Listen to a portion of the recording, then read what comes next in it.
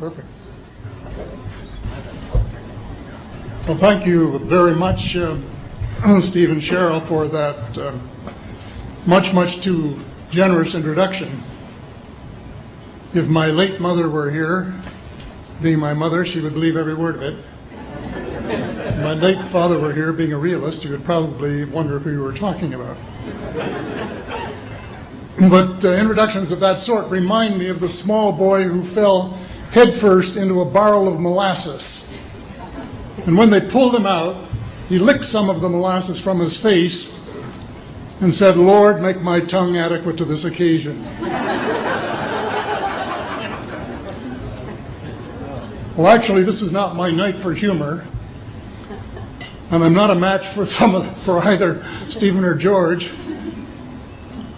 So I'm not even going to try to be funny. Except my first line, and that's after this wonderful banquet, I think that I have exceeded the feed limit. Bad humor, you better believe it. I wish that I were in a mood for good humor, but I'm not. We are hell-bent in the direction of destroying our planet, and frankly, we appear to be doing very little about it.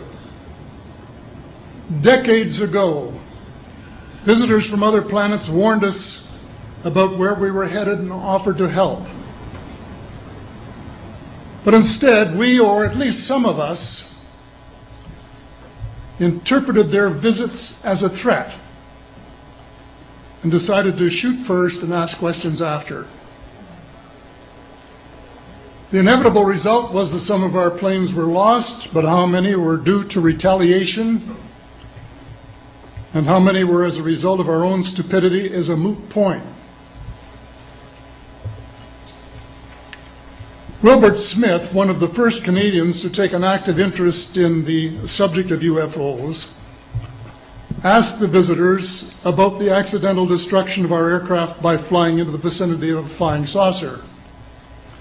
The response, and this is Wilbur's words, "We were informed that although a few of our aircraft had come to an unfortunate end by what they considered the colossal stupidity of our pilots, they were now taking corrective measures to avoid our aircraft. I asked them," and this is still Smith, "I asked them what happened, and they said, well, the fields around the saucers in order to hold them up, in order to produce the gravity differential, the time field differentials which were necessary to operate the ship.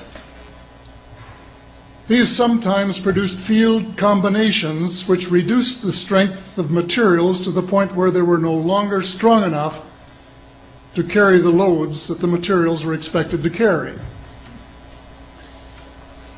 Now, as we know, aircraft, particularly the military type, are built with a rather small factor of safety. And in these regions of reduced binding, the materials are no longer strong enough to carry the load, and the craft simply comes apart. When I read that, I was reminded of the late, great soprano Lily Pons, who used to smash crystal goblets with her high C. She would direct the sound at them, and something in the sound waves would change the structure of the glass, and it would fly apart. Well, this didn't satisfy our military chiefs, who must have thought that it was more important to secure American nuclear superiority, even though using it would result in the annihilation of us all, than to take the hint and start moving the planet back from the brink of global disaster. They, the military, must have been and still are so paranoid that they feel it necessary to use the visitors' technology to fight them off, rather than welcome them as partners in development, though they may have seconded a few renegades to assist them in what can best be viewed as diabolical developments.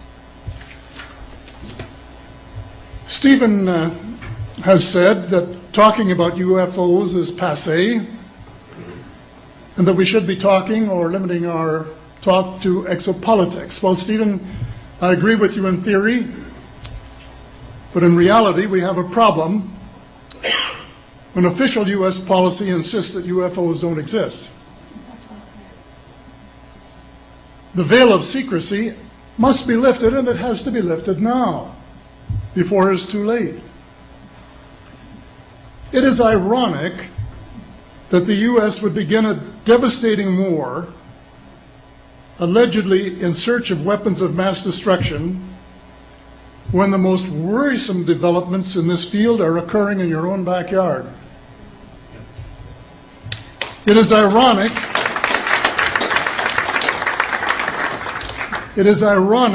that the U.S. should be fighting monstrously expensive wars in Iraq and Afghanistan, allegedly to bring democracy to those two countries, when it itself can no longer legitimately claim to be called a democracy, when trillions, and I mean thousands of billions of dollars, have been spent on projects about which both the Congress and the Commander-in-Chief have been kept deliberately in the dark.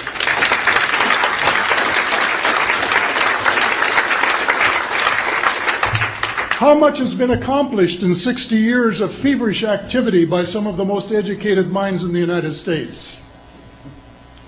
Has America developed flying saucers that are visually indistinguishable from the visitors, as alleged?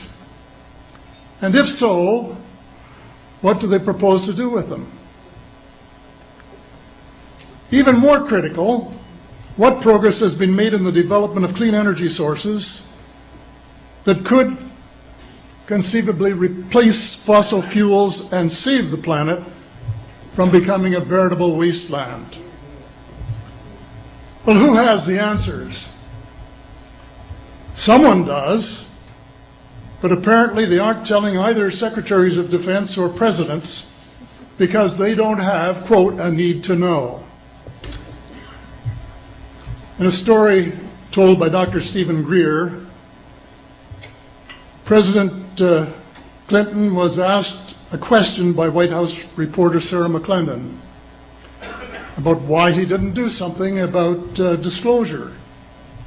And Clinton replied, "Sarah, there's a government inside the government, and I don't control it."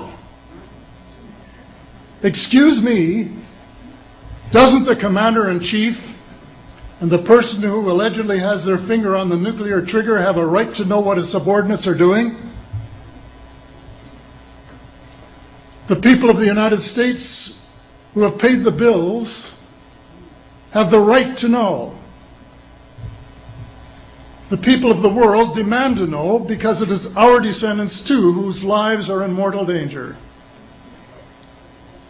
It is time for the people of the United States to launch a new war against the evil of lies, deceit, and darkness, and go all out to win the victory of truth and transparency and light.